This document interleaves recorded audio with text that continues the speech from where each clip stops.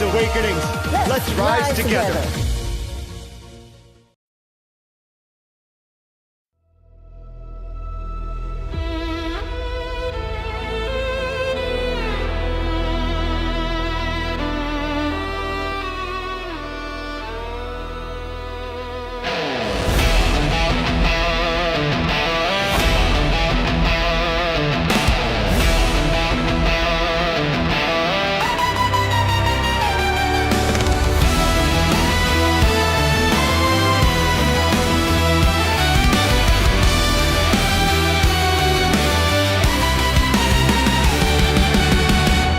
Laid bare shadows collide, hidden truths in the tide, a spark in the dark, it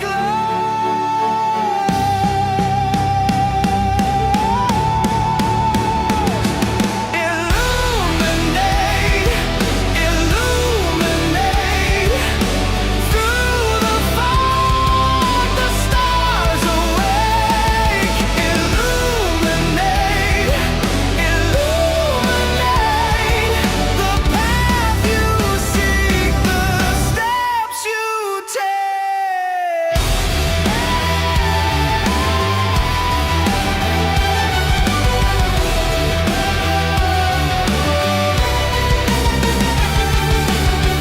Thunder rolls, whispers rise, the deck unfolds, no disguise. Light cracks the veil, it shows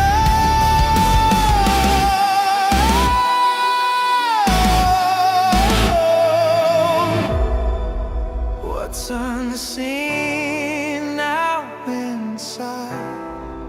What's unseen now inside. What's unknown now ignite.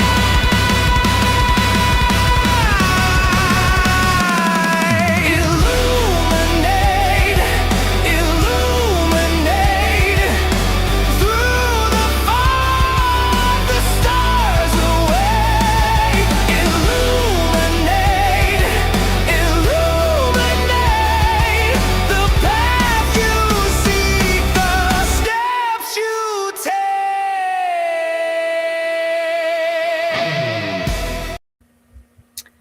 Hi, everybody. Happy Friday. Look, I just remembered to unmute the radio station before starting today. That was the first, I think. Happy spring. As of about 20 minutes ago, it is officially spring. Yay. Yes, here I am. I'm here. I'm glad you're here too. It's good to see you guys. Whew.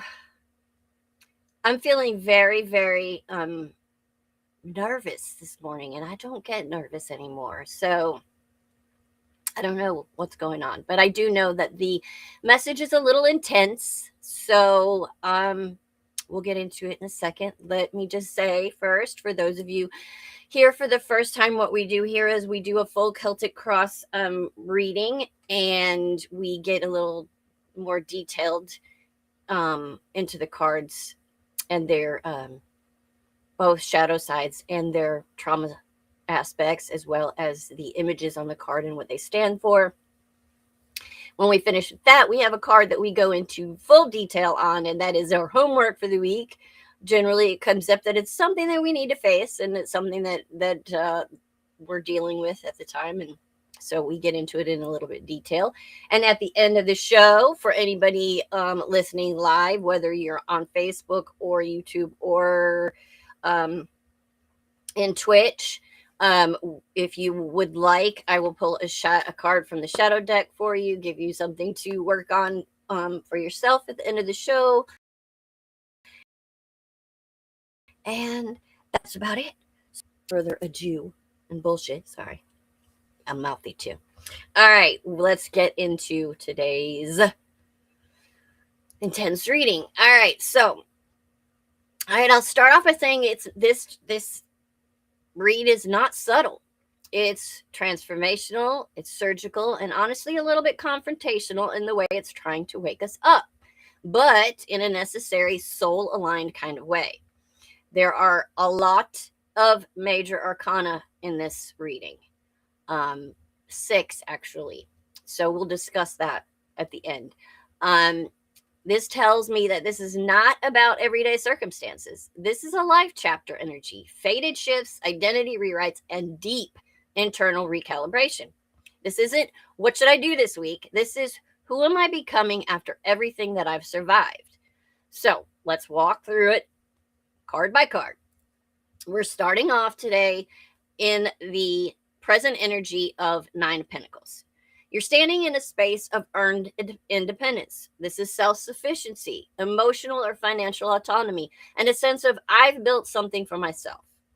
But here's the nuance. This card often shows someone who is comfortable alone, but not necessarily fully open. Because the shadow side can create hyper independence, the I don't care and I don't need anyone as your protection, the difficulty letting people in even when you want a connection, and subtle emotional guardedness disguised as peace. The trauma attachment lens to this can point to dismissive avoidant tendencies where independence becomes safety because relying on others once felt unsafe or unreliable. Keep your independence, but start asking, am I choosing solitude or am I actually hiding in it? The crossing energy for today is the Tower. This is the disruptor, the truth bringer, the illusion destroyer. The Tower crossing your independence says something has happened that has challenged that version of safety that you built. It may feel chaotic, but it's actually precision removal of what wasn't real or sustainable. Why is it here in this position? Because the life you built from survival mode, and it can't come with you into the next chapter. Sorry, Bowkins. The shadow side of this is resisting change, which prolongs the pain. It's clinging to what's already falling and the fear of losing control.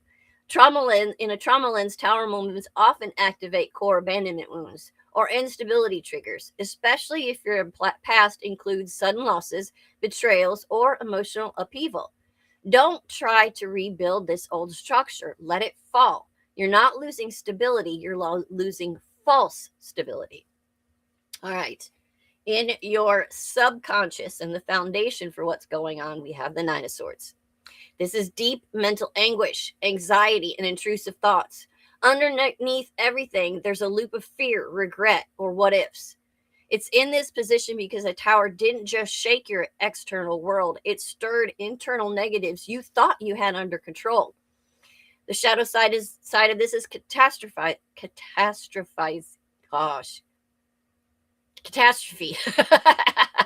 It's overthinking paralysis and self-blame or shadow cycles. The trauma lens says this is a classic anxious, preoccupied energy, and when activated, creates fear of loss, overanalyzing interactions, and needing reassurance, but not always asking for it. Not every thought is the truth. Your nervous system is reacting, potentially to past pain, and not necessarily reflecting the reality of your current situation. We talked about that yesterday on the core, about you thinking that things are the same as they were in the past, and they're not. This is a completely different situation, and you need to remember that just because someone hurt you in the past, or that job didn't go well, or that situation didn't work out right, doesn't mean that this one is the same. You're reacting to the pain from the past and not what's going on currently. All right. In the past influence, speaking of that pain, we have the 10 of Swords. However, it's reversed. You've already been through an ending and it was a painful one. Reverse, this says you survived something that should have broken you, but it didn't. You've been in recovery mode. It's in this position because the current Tower moment is not your first collapse.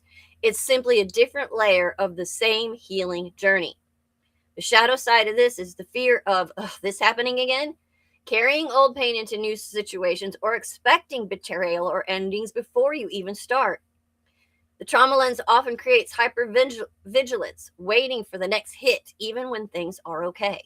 You are not where you were before. This is not a repeat. It's an actual release. All right. Conscious goal. Your conscious goal is the world. You want completion, closure, wholeness. And more than that, you want to feel integrated, like everything finally makes some sense. Why it's in this position? Because your soul is aiming for full cycle completion, closing those karmic loops, ending those negative patterns, and stepping into your new identity. The shadow side can be rushing closure, wanting a neat, easy ending when we know that healing is messy, and trying to graduate to something new before fully processing what happened in the past. You don't get the world by skipping steps. Let the process complete you. Welcome, Ashley. It's good to see you. All right. In the near future, we have, I got to cover her up, sorry. YouTube doesn't like Nikki. In the near future, we have the star. After the tower comes the star. This is the healing, the hope, the renewal, and the emotional, spiritual restoration. It's in this position because what's breaking down is making space for something gentler, more aligned, and authentic. Yes, we have spicy cards today. The shadow side can be fragility, doubting the healing process, or wanting proof before trusting again. Trauma lens is you learning to feel safe and peace instead of the chaos you've been dealing with. This is harder than it sounds when you're used to the constant intensity. Let things be soft. You don't have to brace for impact anymore. All right, next up, your self-perception right now. We have the Fool. You're on the edge of a new beginning, but you feel uncertain, maybe even a bit naive. Why? Because you are being asked to step forward even without any guarantees.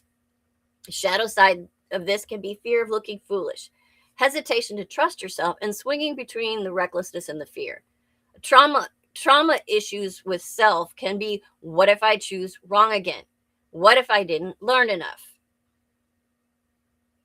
Okay, I'm going to address that because someone flirted with you yesterday and it confused me. Yes, because you're in that position of,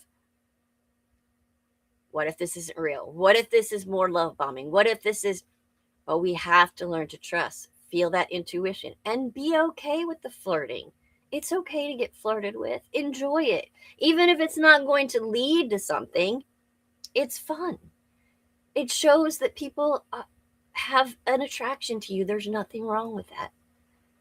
Especially right now in the situation you're in. Let it happen. Enjoy it. It doesn't have to be anything. It can just be a little bit of fun and it can be okay. All right, don't worry. What if you choose wrong again? What if you didn't learn enough? You don't need all the answers to begin again. You just need the willingness. All right. In your external environment, we have the Hermit. Your environment is either pulling away, encouraging solitude, or reflecting introspection back to you. Why is it in this position of the external environment? Because this phase requires inner guidance over external validation. You can get a little external validation in the flirting, but you got to have the internal validation to get to where we need to go. This can be isolation, emotional withdrawal, and feeling misunderstood or alone. This can reinforce avoidant tendencies if you lean too far into it. Be alone, but not disconnected. Seek wisdom, not withdrawal.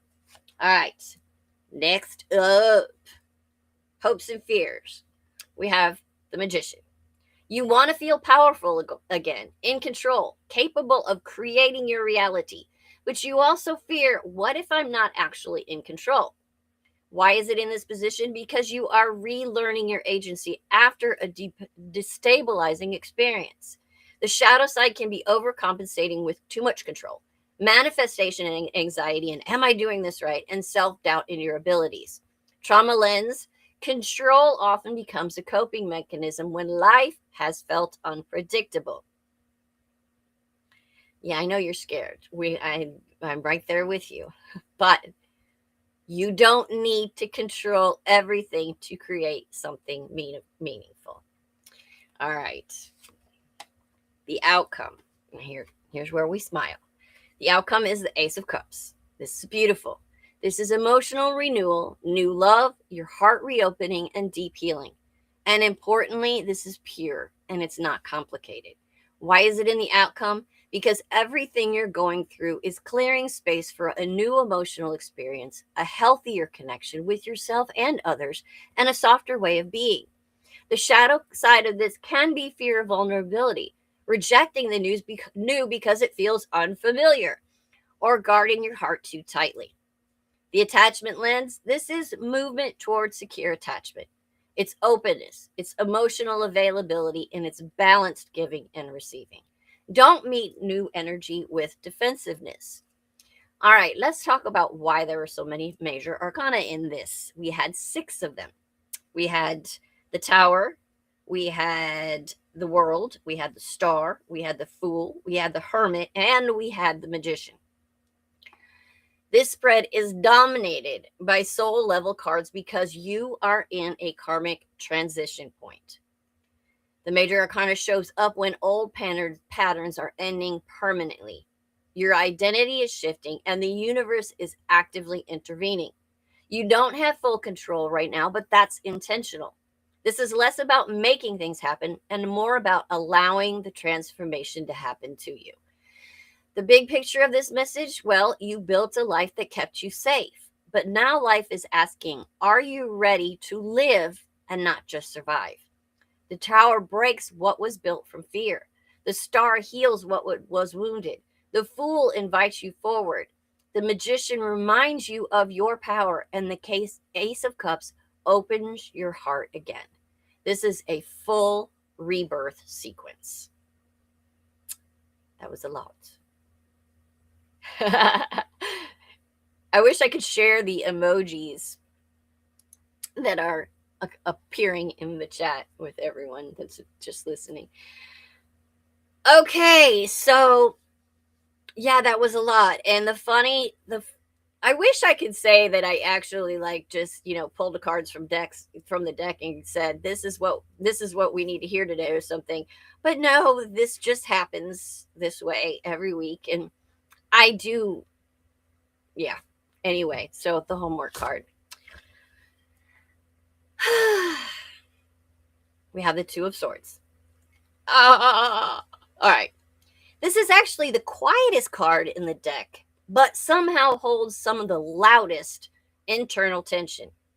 This isn't just indecision. This is protected stillness, emotional stalemate, and the moment where your soul is like, I already know the truth, but I don't feel safe acting on it just yet. So let's go all the way into the Two of Swords. The core essence of this Two of Swords, at its heart, this card is about avoidance disguised as peace. A decision that's postponed, but not absent. An emotional self-protection through disconnection. It's the pause between stimulus and response, but stretched out a lot longer than it should be. Let's break down the symbolism on this card because it matters more than you would think. The blindfold shows you are choosing not to see something, or you don't trust what you're seeing. The nervous, guilty smile, yeah. The crossed swords over your heart. This is defensive energy, guarded and closed off. Not because you're cold, but because you're protecting something tender that was hurt before. The water behind the figure represent that emotions are present, but currently suppressed, held back, and controlled. The moon in the sky is illusion, intuition, and subconscious fear. Your intuition is speaking, but your fear is editing what it's saying. This isn't, I don't know what to do. This is, I do know what to do, but I don't want to deal with what comes after. It's often tied to avoiding conflict, not wanting to hurt someone or yourself, or delaying a truth that will potentially change things permanently. The shadow side, and this is where this card gets heavy, is emotional shutdown and numbness. It's passive avoidance, which becomes self-betrayal over time. It's staying in situations that are fine but not aligned, or fear of making the wrong choice, so you make none. This is where the card quietly asks, what is this indecision costing you? This card is deeply tied to the nervous system responses, especially the freeze response, the not fight, the not flight, just frozen. I don't choose, nothing changes. If I don't look at it, it can't hurt me. In attachment styles, in an avoidant attachment, this is shutting down emotions to maintain control. It's avoiding hard conversation and evaluating independence over over the vulnerability. In a fearful avoidant, this is wanting a connection but also fearing it simultaneously. This is feeling paralyzed when emotional stakes are high, and the push pull internally without external action. Micah says, this whole reading is unnerving after hearing just before the show that we may be going boots on the ground in Iran. Okay, I should not have read that. I don't want to read that right now. Okay. I'm not going to regroup. The trauma patterns behind this card are past experience where speaking up led to conflict, rejection, or chaos. Being taught directly or indirectly that emotions are unsafe. This is the little boys who are being told you're not supposed to show how you feel. Also, I'm adding that. This is situations where you had to keep the peace at your own expense. So now, silence feels safer than truth. In love and relationships, this is big. The Two of Swords in love says something is being avoided. A conversation needs to happen, but isn't happening. And feelings are being suppressed or not acknowledged. It can show, I don't know how to feel, when actually you do. It can be ignoring red flags and staying in emotional limbo, not choosing between two people or between yourself and a relationship. The shadow in love can be emotional unavailability, mixed signals, often unintentionally, and avoiding vulnerability and blocking intimacy. In career or life decisions, this could be staying in a job that feels safe but unfulfilling, knowing you want to change but avoiding the risk, ignoring intuition about the situation. This is the I'll decide later energy that quietly becomes months or years. Spiritually, this card is a threshold guardian. You cannot move forward until you remove the blindfold. You face the truth. Did I say blindfold? You cannot God, you cannot move forward until you remove the blindfold. You face the truth and you allow yourself to feel what you've been avoiding. It's not punishment, it's a pause for real alignment.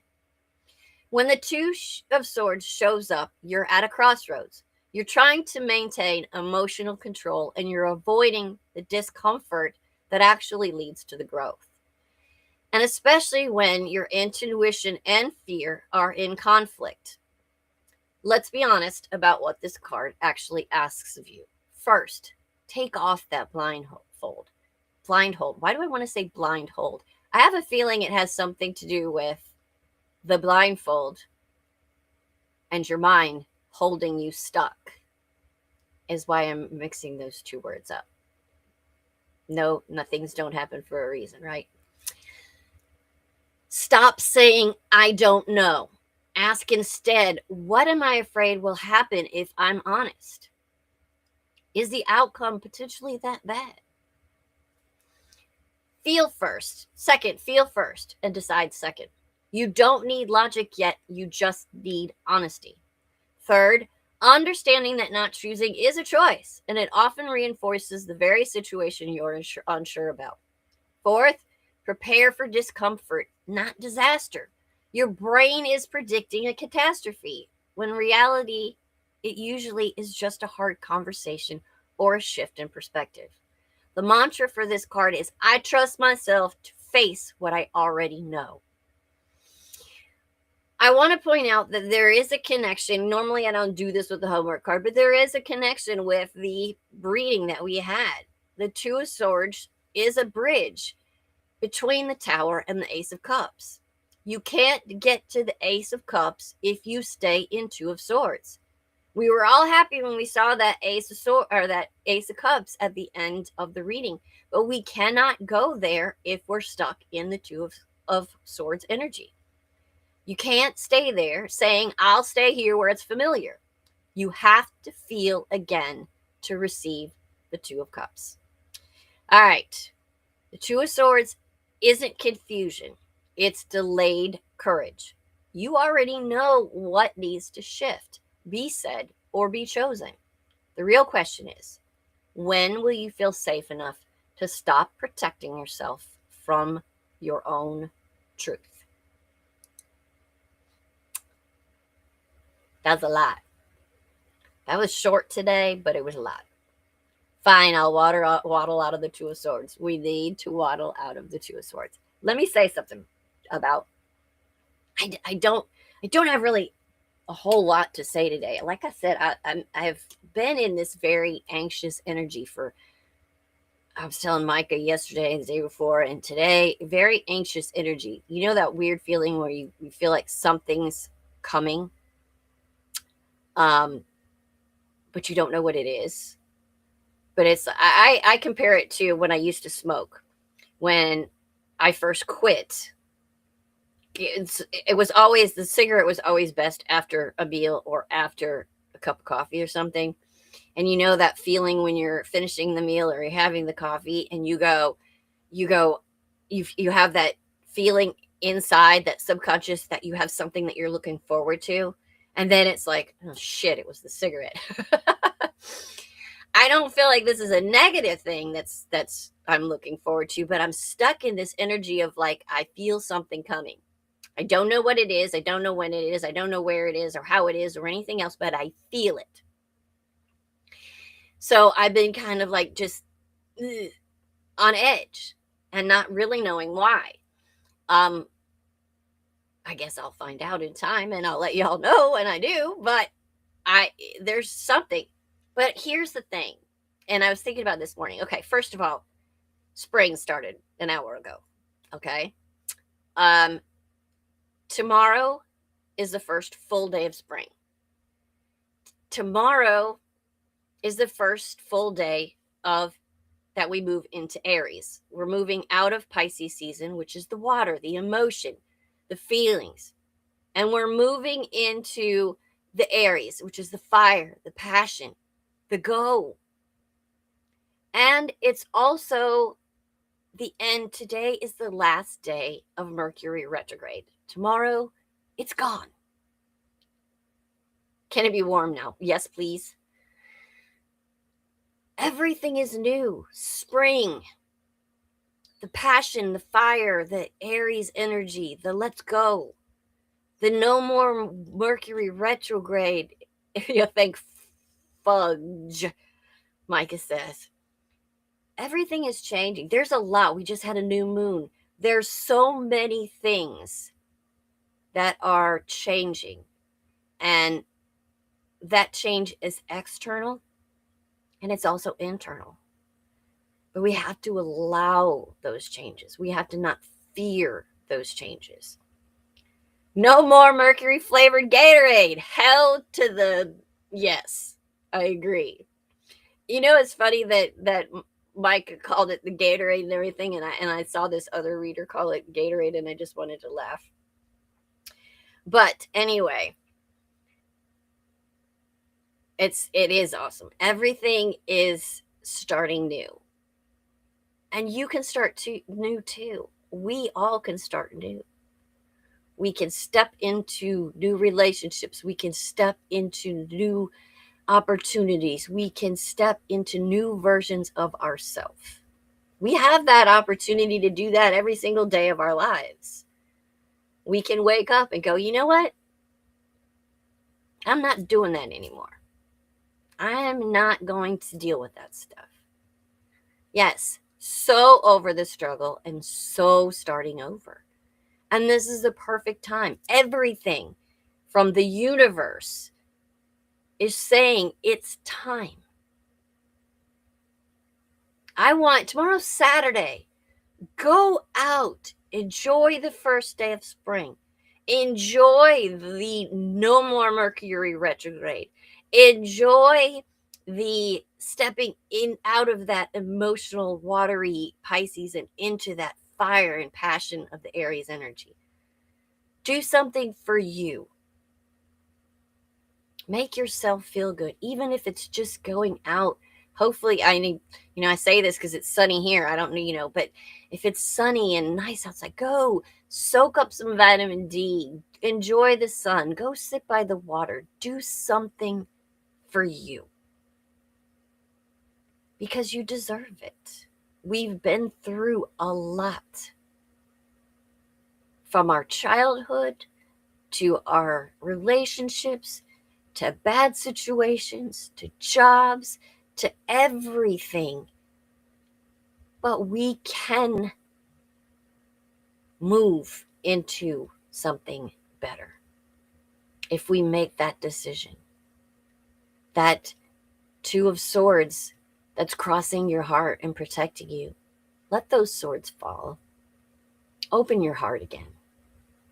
Know that there's love and boundless everything out there for you. The Magician was here today. You have everything you need within you to get to where you want to be. Let go of the guardedness. Let go of the fear. Move into the positivity. Oh, thank you, Ashley. I appreciate that. Yes, it's time. We have to stop hurting ourselves. And that's all we're doing. Hanging on to the old energy, hanging on to the past that drove us into this hermit mode, that drove us into this avoiding people, avoiding love, avoiding circumstances. Those were other people and other people's opinions that pushed us into that situation. Yes, as Rev D says, it's time to release all that. It's time to step into our own power. No more drama. I'm sorry, I'm reading the chat a bit. Ashley said, thank you so much for what you do and everyone involved. And we appreciate you saying that because, we're here because we've been through the pain too. We're going through a lot of it with you. Rev D was going through a situation yesterday where she was trying to figure things out, which was funny when the Two of Swords came up and I was like, okay, this is probably for her. I've been going through stuff for 6 months to lifetime actually. It's time, and it's like Rev D it's time to release, and yeah, we don't realize how it can get. No more drama, no more toxicity, no more self-doubt. You have everything. We all have the opportunity to move forward. We don't have to sit alone and ruminate on the past anymore. We can step into the new and we can enjoy ourselves and our lives and our love and what we are able to give and to receive. Because when we can give fully, we can receive fully once we love ourselves. So it's time to do that. Phew! All right, so we're going to pull some shadow work for anybody who wants one. I do have a little soul truth, which was kind of funny, what came out for today. I know I will get Micah one, whether he asks or not, because he typically will ask anyway. Anyone else that is listening live that would like for me to pull them some shadow work for the week, holler at me, and I will do so. I know there's a bit of a delay, so okay, Bubble Kitten says yes. All right, Ashley says yes. Okay, Bubble Kittens. In Jungian psychology, I love listening to stuff about Carl Jung, by the way. He's amazing. All right, in Jungian psychology, the anima represents more traditionally feminine ideals. This is most often manifest in thoughts, choices, and behaviors around emotionality, nurturing, and receptivity. What roles does anima, I've never seen that word before, play in your life currently? What challenges have you faced in letting these natural features shine? I'm assuming this has to do with feminine energies and feminine ideals, the nurturing, the emotionality, and the receptivity. If Micah or Rev D or anybody knows more about what that word means, scream at it. But I can look at this and know that you bubble kittens like me have faced challenges because of that feminine energy, because we tend to overgive and not accept enough for ourselves. So I have a feeling that that's what that's trying to say. All right. Ashley. Romantic relationships are spaces of deep feeling and learning. With them often comes lingering pain and hurt that is minimized and buried within the shadow. Is the spirit and the soul. Okay, thank you. All right, so yeah, that would be your feminine spirit, your feminine soul. All right, what is a romantic heartbreak that has challenged you? Is this for you or for me? It's probably for both of us. How might the remnants of this relationship or its end affect how you navigate romantic relationships and interactions today? Yeah, I need to look at that one too. All right. Red D. Whether due to the simple inconvenience of your feelings or concerns about raising resilient children, parents may enforce repression of natural human responses into the shadow. What thoughts, behaviors, or feelings were squashed in your home as a child? What is your relationship to those ideas now as adult? I know that was a big one for you. All right, Micah. He's probably showering and not speaking, but we'll give him one. You're welcome, Ashley. All right, Micah. Cultures and societies also have within them minimized and unhealed parts. This is known as the collective shadow. What are some thoughts or beliefs potentially repressed by the shadow in your culture? Are there sub-communities that illuminate the presence of shadow material? And what is the mainstream response to these subgroups? Well, that's kind of odd that that was yours. Anyway, all right. I'm going to do myself because, you know, I have to suffer too. All right. The golden shadow represents the positive yet still hidden traits you have trouble acknowledging, such as the courage to face a challenge. Anyway, when in your life have you faced a challenge, and how might your past efforts and successes help you meet a current challenge that you are currently avoiding? Oh gosh, these cards make me laugh. You're welcome, sweetie. You're welcome, Bubble Kittens. You're welcome, Ashley. I appreciate it. I know they called us out. So called me out. All right. Last but not least, today. This is a great one, and this is for everybody. What boundaries need to be created or strengthened within my relationships? To create more healthy boundaries, we must first get in tune with our own needs, desires, and feelings and believe that we are worthy of them.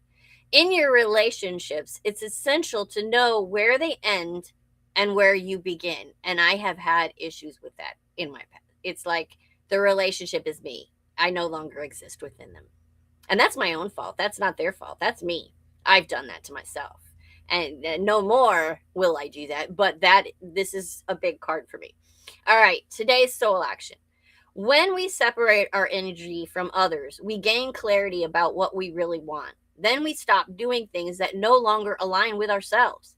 If you are an empath, you can still be compassionate towards others without taking on their stuff. Another big one for me. It is safe to trust that you are not here to fix anyone. Not even on this show am I here to fix anyone. I can't fix anyone other than myself. Micah, Rev D, we're not here to fix you. We're here to let you know what you can do to fix yourself and how you can help fix yourself. And we're also learning to fix ourselves in the process. All right, today's mantra. I have everything I need within me now. I have the magician with me, and so do they. I am worthy of my needs, and I set boundaries based on what's best for me. Remember that. Set those boundaries because you can't heal them.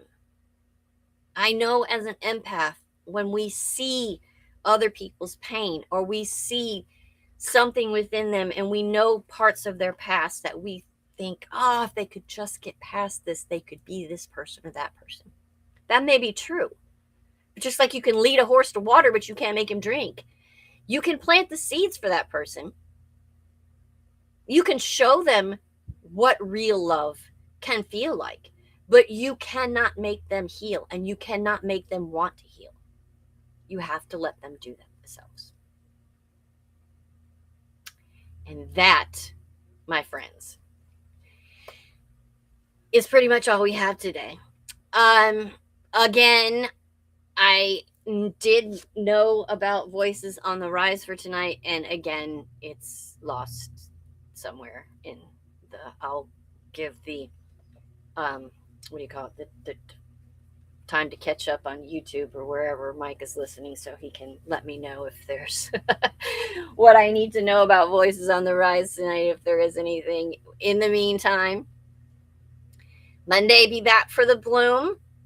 I'm not sure what Rev D, she can tell me if she's still here, what she's talking about on Monday, if she has that planned. No show tonight. Okay. There's no Voices on the Rise tonight, so there's that. She'll be back next week. All right. Rev D will be here Monday morning at 11 a.m. Mike and I will be back on Monday night with the messengers. Let's see if this weekend, with all these big changes, let's see if things change next week. Rev D's talking about validation on the Bloom. That's awesome. Next week on Voices on the Rise is Jamie Kicked at Darkness, and he's great. So tune in for that show Monday night on Rise Radio, on Awakenings Radio for Rev D and for the messengers. Micah will be back Tuesday for Brindle's Vision. Wednesday night, Rev D and Micah will be back for Phoenix Talks. Thursday, we're back again for the core. And Friday, I will be right back here with you guys again. And yes, we're kicking the demons.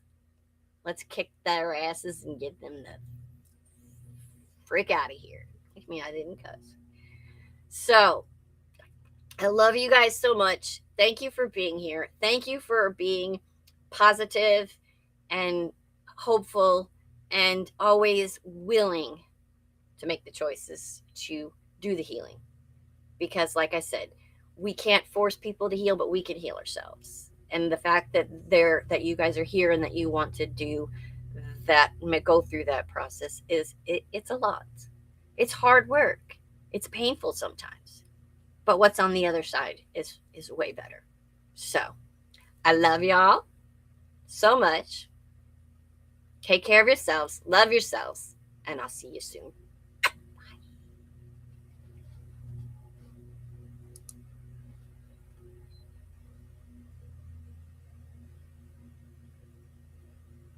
If I can get out of here, it'll be good. Oh, well, there's that. We have to get the new one in there before I go. I'm trying to switch scenes here and it's not working. But before we go, I'm going to get the new one up here for next week. You'll find out. We'll talk more on next week about the new Embers of Light and give you all that information. But for now, there's where all my stuff is right there. Everything's on that QR code. Scan it. You'll find my YouTube and everything else. Please go follow me on YouTube. Share things out because it does help get this and messages passed around. All right, guys. I love you. I'll see you next week. Hey, this is Brindle Wolf. And I'm Lunaria. You're listening to Rise Awakenings, part of the Rise Radio Network where advice meets action. We're here to spark your growth, lift your spirit, and help you crush your potential. Rise awakening, hear the call. Through the static, we break the wall.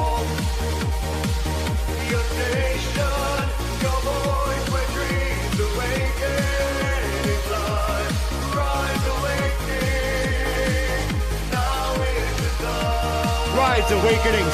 Let's rise together.